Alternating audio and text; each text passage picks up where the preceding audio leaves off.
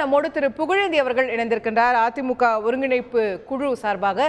திரு புகழேந்தி வணக்கம். ஒருங்கிணைக்கிறதுக்கான எந்த முயற்சிக்கும் தயாரா இல்லைன்னு தெரியுதா? என்னன்னு கேட்டீங்கன்னா, நான் கேட்டு சிரிக்கிறதா அழுவுறதான்னு தெரியல. எனக்கு என்னன்னா, எவ்வளவோ கஷ்டப்பட்டு ஏதாவது இணைச்சு நல்லபடியா கொண்டு போங்கன்னு நாட்டு மக்களும் தொண்டர்களும் வற்புறுத்துறாங்க. அவர்களுடைய ஆலோசனையை பெற்றுதான் இந்த முயற்சிக்கு ஒருங்கிணைப்பு குழுவை அமைச்சோம். ஆனா அவருடைய வார்த்தைகள்லாம் மிகவும் தடிப்பா இருக்கு. என்னன்னு கேட்டீங்கன்னா, தெருவுல போறவங்கன்றாரு, என்ன பார்த்து சொல்றாரு. எக்ஸ்எம்எல்ஏ ஜேசிடி பிரபாகரனை பார்த்து சொல்றாரு. எம்பி எக்ஸ்எம்பி பழனிசாமி பார்த்து, எங்களோட இருக்கவங்க எல்லாத்தையும் பார்த்து தெருவுல போறவங்கன்னு சொல்லும் பொழுது அதையும் நாங்க தாங்கிட்டோம். இப்ப என்ன பண்றாரு, அந்த அம்மா திட்டுறாரு. ஏற்கனவே இவர் உங்களுக்கு ஞாபகம் இருக்கும், மேல இருந்து ஏதோ ஒண்ணு குறைக்குதுன்னு சொன்னாரு. அதை அவங்க தாங்கிக்கிட்டாங்க. இப்போ என்னுடைய ஆதங்கெல்லாம் இது கெட்டு போயிட விட கூடாதுன்னு நினைக்கிறேன். இப்போ அவர் என்ன கேக்குறாரு, 2017 அவங்க போயிட்டாங்க சிறைக்கு, அதுக்கப்புறம் 4 வருஷம், அதுக்கப்புறம் இன்னும் இப்போ 8 வருஷமா யார் காப்பாத்துறாங்க கட்சியேன்னு கேக்குறாரு. நீங்க எதுக்கு காப்பாத்தணும்? கட்சி இருக்கு, தொண்டர்கள் இருக்காங்க, நாங்க காப்பாத்திட்டு இருக்கோம், இப்ப என்ன உங்களுக்கு ரீஎன்ட்ரின்னு கேக்குறாரு. இல்ல, நீங்க அவருடைய கேக்குற கேள்வியே நீங்க ஒரு சரியாவே வச்சுக்கோங்க. அப்போ இந்த ஆட்சி, அதிகாரம், கட்சி இதையெல்லாம் யாருக்கு கொடுத்துட்டு போனாங்கன்னு மக்கள் கேட்பாங்கல்ல. அவங்க சிறைக்கு போகும்போது இதையெல்லாம் கொடுத்துட்டு போனாங்கல்ல, நம்பி தானே கொடுத்துட்டு போனாங்க. வரும்பொழுது நீங்க திருப்பி கொடுத்தீங்களா? ஓபிஎஸ் என்ற தலைவர் அவங்களே கேட்கலையே சார். என்னங்க வந்தப்புறம் திருப்பி கொடுத்தீங்களான்னு கேக்குறீங்க. வந்தப்புறம் அவங்க திருப்பி கேட்கவே இல்லையே.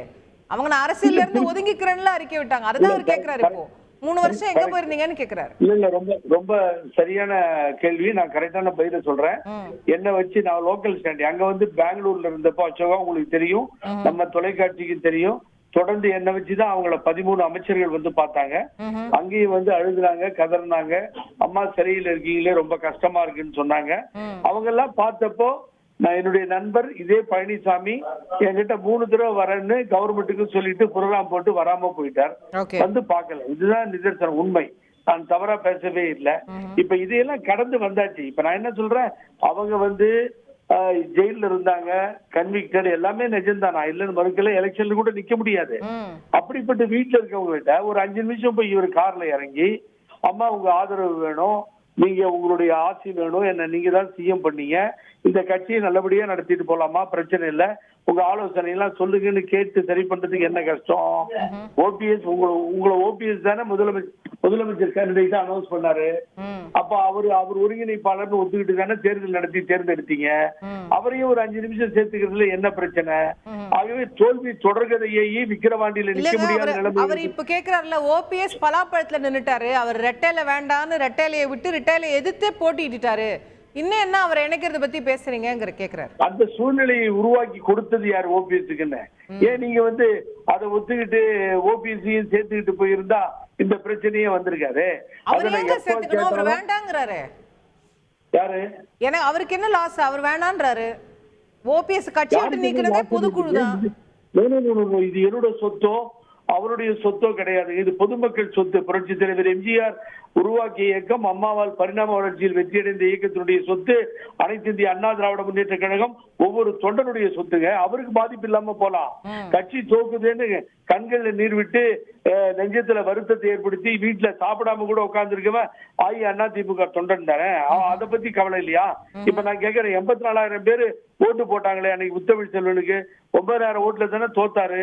அப்படிப்பட்ட அவர் விக்கிரவாண்டியில இன்னைக்கு தேர்தலே நிக்க முடியாத நிலைமை நமக்கு ஏற்பட்டு பாமக போய் பாமகவும் பிஜேபியும் திமுகவுக்கு எதிர்ப்பா நிலைக்கிற நிலைமை ஏற்பட்டு போச்சு இல்ல. இப்போ இந்த நிலைப்பாடு எப்படி சொல்லுங்க பாப்போம். எல்லாரும் ஒன்னா இருந்த அந்த நிலைப்பாடு ஏற்படணுமா? இவர் எப்படியாவது மனம் திருந்தி எல்லாத்தையும் அழைத்து பேசுவார், நாங்க நம்புறோம். ஆனா நாளுக்கு நாள் அவருடைய குணங்களும் மனங்களும் மாறவே இல்லை. அதுதான் எங்க போய் முடியும்னு தெரியல. இது இல்ல, இப்போ மீண்டும் அவர் இணைப்புக்கான சாத்தியக்கூறுகள்லாம் இல்லங்கிற மாதிரியான ஒரு சமிகையை தான் கொடுக்கிறாரு. பிரஸ் மீட்ல வெளிப்படையா பேசுறாரு. இப்போ உங்களோட அடுத்த கட்ட நகர்வு என்னவா இருக்கு போகுது? இல்ல, அவர் என்ன தெரியுமா சொல்ல, நான் ஓப்பனா தண்டிக்கு பதிவு பண்றேன். அவர் பயப்பட வேண்டாம். என்னன்னா, என்ன பயப்படுறாருன்னா உள்ள வந்து சின்னமன்ற சசிகலா வந்துட்டாலோ திருப்பி ஓபிஎஸ் இணைந்தாலோ இவருக்கு இருக்க ஒரு தனிப்பட்ட செல்வாக்கும் இடமும் போயிடும் நினைக்கிறார். சரி. ஆனா நான் என்ன சொல்றேன், கட்சியே போய்கிட்டு இருக்கு, இதுல யார் எங்க இருக்கீங்கன்னே தெரியல, நான் எங்க இருக்கேன் நீ எங்க இருக்கேன்னு தெரியல, கட்சி சின்னாபின்னம் ஆகி போச்சு, தோல்வியே தொடர்கதை ஆகிறது. அதை ஏன் இவர் புரிஞ்சிக்க மாட்டேன்றாரு புரியல. இது என்னங்க பெரிய உலக வராங்க நடக்குது, ஒண்ணுமே புரியலீங்க. ஆகவே நான் ஒத்துக்க மாட்டேன்றத மக்கள் பாக்குறாங்க, மக்கள் இதை ரசிக்கவில்லை. எல்லாம் சேர்ந்து ஒன்னா சேர்ந்து போங்கப்பா, எம்ஜிஆர் அம்மா ஆட்சி கட்சியை காப்பாத்துங்கப்பான்னு தான் என்ன இன்னைக்கு கூட ஒரு 100 பேருக்கு மேல எனக்கு அட்வைஸ் பண்றாங்க. இதுதான் நடக்குது, அதை புரிஞ்சிக்க மாட்டேங்கிறாரு. ஆகவே மக்கள் இல்ல, இப்போ நீங்க வந்து ஒருங்கிணைக்க போறோம், நாங்க வந்து ஒரு முடிவெடுக்க போறோம், பல விஷயங்களை வந்து முடிவெடுத்திருந்தீங்க. இப்போ அவர் வந்து இல்லைன்னும் போது உங்க அடுத்த நகர்வு என்னவா இருக்க போகுதுன்னு கேக்குறேன். எப்படியாவது திருந்துவார்னு பாக்குறோம், நிச்சயமா மனம் மாறுவார்னு பாக்குறோம், சரி, அவர் நிச்சயமா இதை உணர்வார்னு பாக்குறோம். சரி. ஆகவே அந்த அடிப்படையில தான் நாங்களும் வெயிட் பண்ணி நின்றுட்டே இருக்கோம். இல்லைன்னா வேற வழி இல்ல, அதுக்கு வேண்டிய சில விஷயங்களை எல்லாம் நாங்கள் முன்னெடுக்க வேண்டியிருக்கோம். அதனால இந்த கட்சியை அழிப்பதற்கு எந்த காலத்திலும் அனுமதிக்க மாட்டோம். நாங்க வீதி வீதியா மக்களிடத்தில் செல்ல வேண்டிய நேரம் வந்து விட்டதுன்னு நினைக்கிறேன். நாங்க வேற வழி இல்லை. இப்போ மக்களிடம் செல்ல போறீங்க? வேற வழி இல்லையே, ஒத்து வர மாட்டேன் யார்கிட்ட போய் சொல்ல முடியும் அசோகா? நாங்க நான் ஒத்துழைக்கணும், ஒன்னா வரணும், ஐயா வாங்க உங்களை வேண்டி கூப்பிடுறோம் அப்படின்னு சொல்லி வசைபாடிய நாங்கள் இப்பொழுது இசைப்பாடி அழைக்கிறோம், ஐயா வாங்கன்னு. நான் வரமாட்டேன், நான் அப்படிதான் பண்ணுவேன், யாரையும் சேர்த்துக்க மாட்டேன், இது ஏன் கட்சின்னு சொன்னா கூட இருக்கவங்களாவது புத்தி சொல்லணும், இருக்க லீடர்ஸ் அவங்களும் வேடிக்கை பாக்குறாங்க. ஆகவே இந்த கட்சி அழிஞ்சு போறதுல அண்ணாமலை கூட இருக்கிற மற்ற லீடர்ஸ் யாரும் இந்த இணைப்புக்கு ஒத்துழைக்க தயாரா இல்லையா? இல்ல, அப்படி இல்ல. அங்க உள்கட்சி பிரச்சனை ஆல்ரெடி ஸ்டார்ட் ஆயிடுச்சு. நான் அதை பதிவு பண்றேன். அங்க இருக்க உள்ளுக்குள்ள இருக்க அடுத்த கட்ட தலைவர்கள் வந்து இவருக்கு எதிர்ப்பா எல்லாத்தையும் ஸ்டார்ட் பண்ண ஆரம்பிச்சிட்டாங்க. இது இப்ப வெளியே வந்துரும், கொஞ்சம் ரொம்ப நாளைக்கு இதை மூடி வைக்க முடியாது, அதை அவர் சரி பண்ணிக்கிறது நல்லது. ஆகவே யாரும் வெளியில இருந்து வந்துவிடவில்லை, எல்லோரும் அனைத்து இந்திய அண்ணா திராவிட முன்னேற்ற கழகத்தை சார்ந்தவர்கள். இந்த இயக்கத்திற்கு நாங்கள் எந்த துரோகமும் செய்யவில்லை. அண்ணன் ஓபிஎஸ் என்ன துரோகம் பண்ணிட்டாரு, இதெல்லாம் சும்மா பேசுறதுதான் நல்லா இருக்கும்.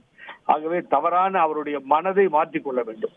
எல்லாரும் இணைந்தால்தான் வெற்றியை அடைய முடியும். இதுதான் என்னுடைய கருத்து அல்ல, பொதுமக்கள் தொண்டர்கள் கருத்து. இப்ப அண்ணாமலை கிளியரா பாயிண்ட் அவுட் பண்றாரு, 2வது இடத்துக்கு நாங்க வந்துட்டோம், 10 இடத்துல டெபாசிட் போயிடுச்சு, கட்சி 3வது இடத்துக்கு போயிடுச்சு, அதிமுக நடவடிக்கைகள் சரியில்லைன்னு பிஜேபியுடைய தலைவர் கிளியரா சொல்லிட்டு இருக்காரு. இதை அவர் உணர வேண்டும், திருந்த வேண்டும். Okay, right. நன்றி திரு புகழேந்தி, உங்களுடைய பார்வைகளை விரிவாக எங்களோட பகிர்ந்து கொண்டதற்கு ரொம்ப நன்றி. செய்திகளை உடனுக்குடன் தெரிந்து கொள்ள உடனே சப்ஸ்கிரைப் பண்ணுங்க.